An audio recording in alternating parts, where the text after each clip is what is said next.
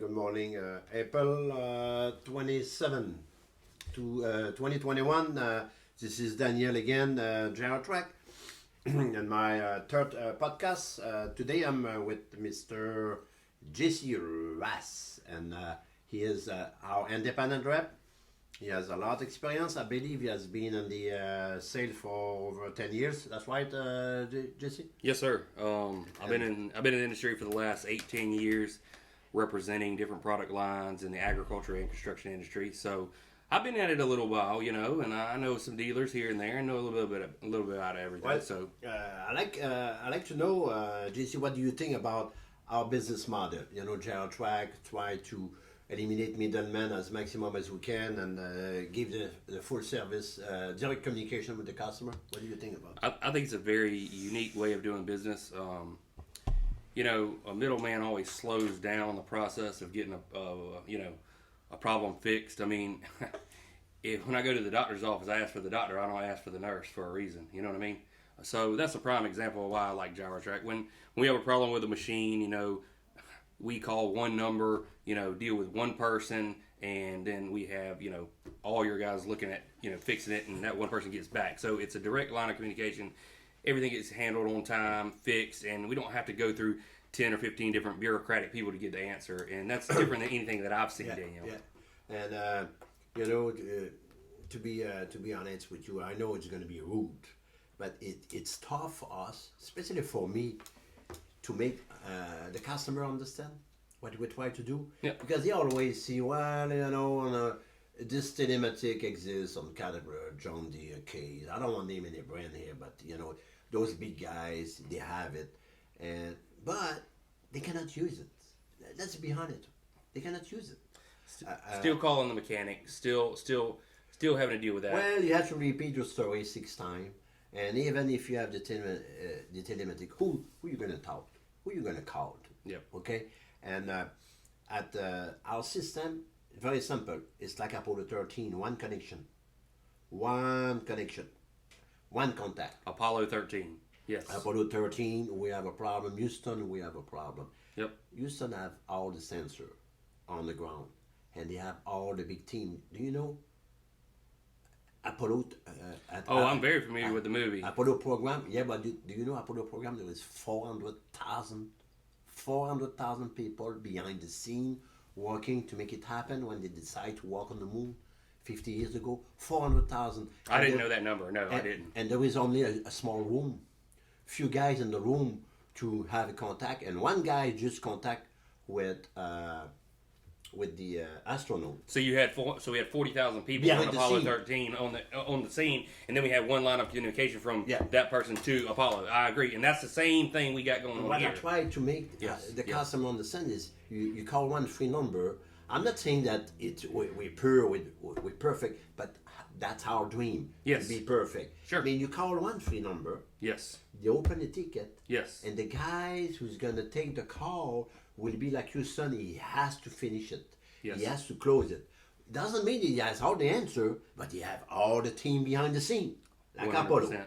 That's mean if the body valve is not working, or a pump is not working, the body valve or a pump on a machine not working. Okay. Yeah. We call one number, right? I understand that my accent is bad. No, I'm just clarifying. Yeah, I understand. But if a body valve, let's assume that I believe I have the answer right away.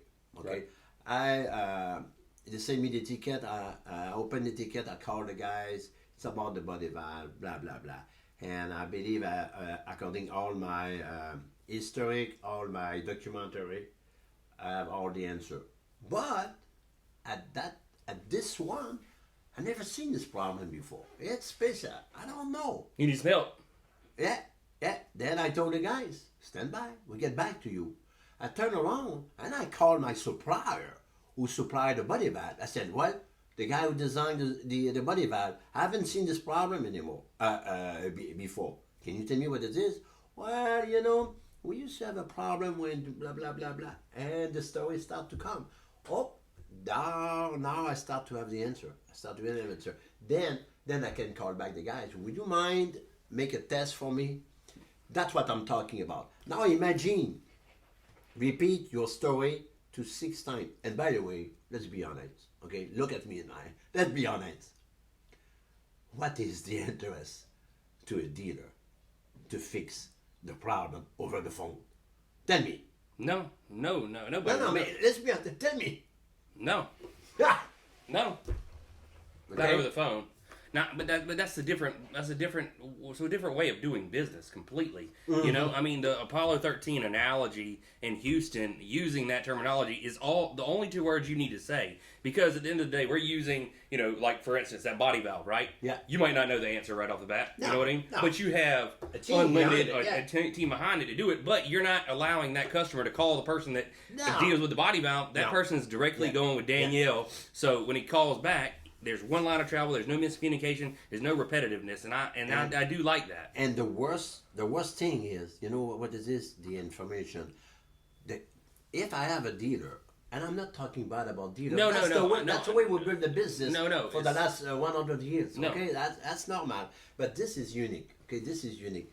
It is. If the customer is pissed off, and the factory, because of a dealer, cannot contact this customer. They don't know each other, that the customer is pissed off, okay? And the dealer has the same problem for the last couple hundred machines, and they fix it, and they fix it, and they fix it.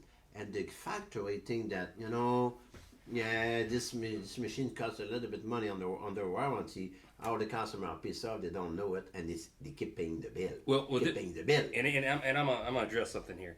This is what happens, okay? I don't care what you have, what kind of widget you have. You have a tractor, you have a mulching head, whatever it is, right? Yeah. Doesn't matter, machine, whatever. All right. When a customer has a problem, he has bought it from a sales guy, okay? You with me? Now this is being honest. Yeah. The customer, the motor blows up, okay? Like if a machine or whatever. They call the sales guy. This is how it happens. Yeah. They're pissed off at the sales guy. Yeah. The sales guy says, we need to get you in touch with the what? Yeah. Warranty department, right?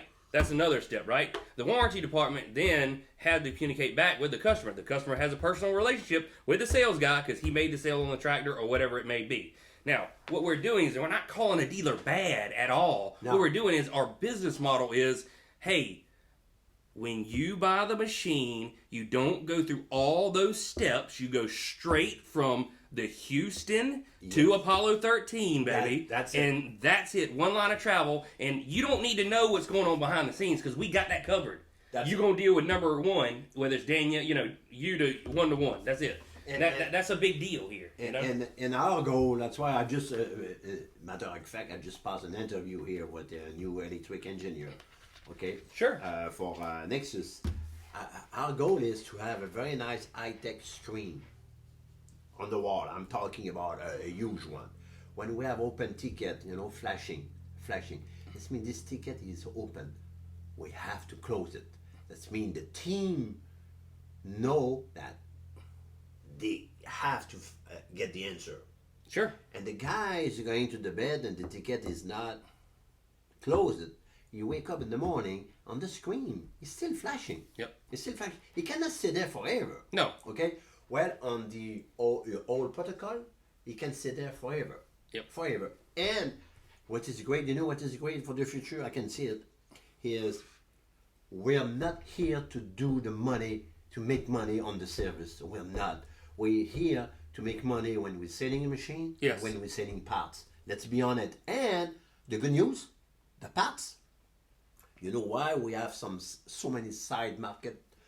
Aftermarket. Yep. Why? Because the price is too high. Let's say I give you an example. When this thing starts 50 years ago, the sprocket costs $1,000. Okay, you go to Cat, he buys the sprocket $1,000. A guy, his best friend, is working in the machine shop. I said, "What are you talking about? $1,000? I can make one. For $200." And you start the side wheel on the side, and they're losing the parts. The customer is pissed off. Yes. He costs too much money, and you create a side market. Yes, it's operational cost. The parts is on the really market price. Right. I mean, No, I agree, and I think that we don't want to misconceive here because dealers do, make us where we are. You know what I mean? Oh, yeah, but what's cool about it is like when we have a problem with a head, you know what I mean? It's still a direct contact. Like we want our dealers' networks. They want to work with them, and I want them to make money. You know what I mean? So do you. And I like the direct relationship that if there is a problem with a cutter head, there is a direct line of travel for the dealer to take the burden off of them. And even if they help, hey, you know what, Jesse sell a head, but if you need a bigger machine, call him. You know what I'm saying? And he can and I can go after him, and he goes directly to. It's still a direct line of travel. It's a good model. That's why Houston, all the new machines come with this. But we have 1,000 machines that doesn't have Nexus, and we have only one phone number. Well, they're calling us, but we don't have the sensor. You know what we did? And we do that every week. We help the customer. We develop apps that Ryan, last name Baggett developed for us. A very nice app, and we put under customer training some video trick. And basically that's Houston in your pocket is what it is. Exactly. Well, put your money where your mouth is. Okay? We don't make any money on the service. We don't want it. No. What we want help the customer to become independent. Yes. We sell machine and parts. In the middle, we have to help the customer. The customer who has Nexus, no big deal. We can put the finger. The other one, we dress up as we go. Sure. As many tricks, because we don't want to make any money on the service. We like to make the customer fix it himself if it's possible. At the end of the day, that's the future. I'm telling you, that's the future. At the end of the day, I understand where we're going. What we're trying to do here is just make a direct line of communication so it gets taken care of, and there's not too many bureaucratic involvements in between, or roadblocks, as I'll call them. Exactly. Look, JC, we have to go. We have a meeting at 11 o'clock with some rep, and has been a pleasure to talk to you.